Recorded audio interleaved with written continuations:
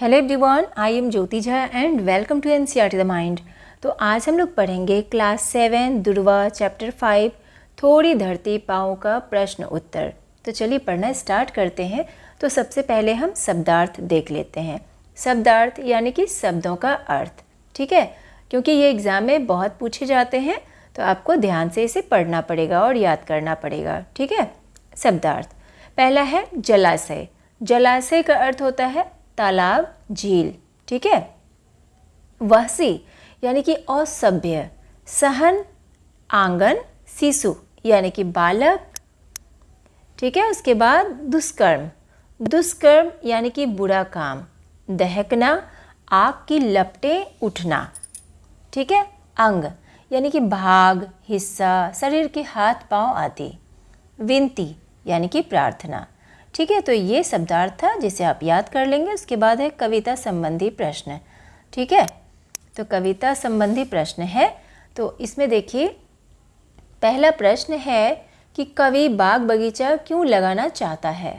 तो कवि बाग, कवि बगीचा, चाहे आप बाग बगीचा बोल सकते हैं, कवि बाग बगीचा इसलिए लगाना चाहता है जिससे उसमें रंग बिरंगे फूल खिले और चिड़ियाँ चहचहाए। कविता में कवि की क्या विनती है।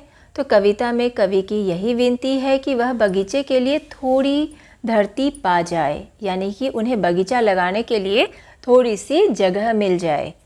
कवि क्यों कह रहा है कि आज सभ्यता वैसी बन पेड़ों को काट रही है, इस पर अपने विचार लिखो। तो कवि ऐसा इसलिए कह रहा है क्योंकि आज के मानव ने अपने लालच के कारण प्रकृति को नष्ट करना शुरू कर दिया है। वह अपने लालच में सारी धरती को अपने अंदर समा लेना चाहता है, ठीक है। कविता की इस पंक्ति पर ध्यान दो। कविता की इस पंक्ति पर ध्यान दो। बच्चे और पेड़ दुनिया को हरा भरा रखते हैं। अब तुम यह बताओ कि पेड़ों और बच्चों में क्या कुछ समानता है, उसे अपने ढंग से लिखो। तो उत्तर लिखेंगे कि पेड़ और बच्चे दोनों ही मन को शांति प्रदान करने वाले हैं। बच्चे अपनी शैतानियों से सबका मन मोह लेते हैं, वैसे ही पेड़ भी अपनी हरियाली से सबका मन मोह लेते हैं। कैसी लगी कविता? कविता पढ़ो और जवाब दो। तो कविता की कौन सी पंक्तियाँ सबसे अच्छी लगी? कौन सी पंक्ति?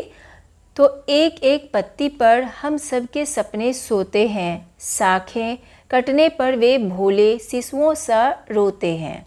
ये कविता की पंक्ति सबसे अच्छी लगी।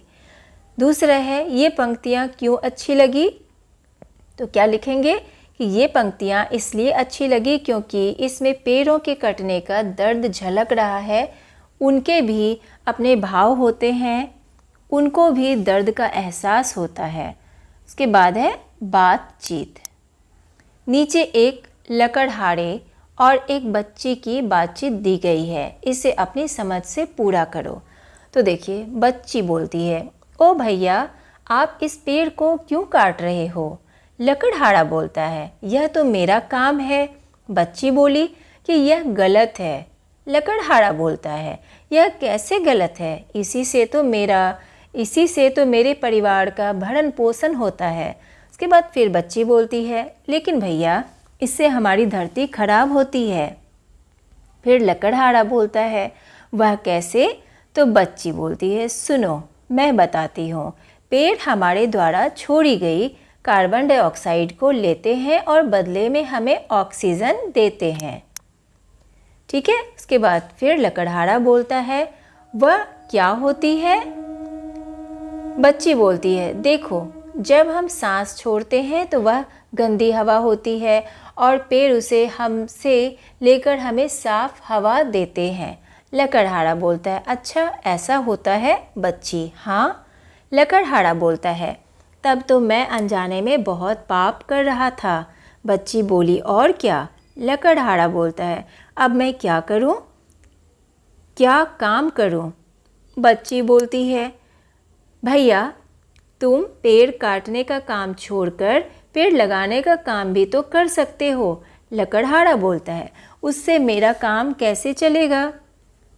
बच्ची बोली, देखो अगर तुम पेड़ लगाते हो तो उससे तुम्हें फूल और फल मिलेंगे जिन्हें बेचकर तुम अपना जीवन चला सकते हो। लकड़हारा बोलता है, ठीक है बिटिया, मैं ऐसा ही करूँगा। बच्ची बोली, तुम्हारे इस काम से धरती भी हरी भरी हो जाएगी और तुम्हारा काम भी नहीं रुकेगा। ठीक है, तो ये बच्ची और लकड़हारे के बीच की बातचीत है। ठीक है, उसके बाद है बाग बगीचा। बाग बगीचा, तो अब देखिए इसमें क्या है कि तुम पेड़ों को बचाने के लिए क्या कुछ कर सकते हो, बताओ। तो हम पेड़ों को बचाने के लिए लोगों को पेड़ ना काटने के लिए समझा सकते हैं, नए नए पेड़ लगा सकते हैं, लोगों को नए पेड़ लगाने के लिए उत्साहित कर सकते हैं। कविता में कवि ने बगीचे के बारे में कुछ कुछ बताया है। बताओ नीचे लिखी चीज़ों में से कौन सी चीज़ें बगीचे में होंगी। कार, फूल क्यारियाँ, चिड़िया, सड़क, फल, खेत, तालाब, कारखाने, पेड़, कुर्सी, कागज़, पत्ता, टहनी। तो ये सारी चीज़ें दी हुई है। अब आपको बताना है कि बगीचे में कौन कौन सी चीज़ें होंगी।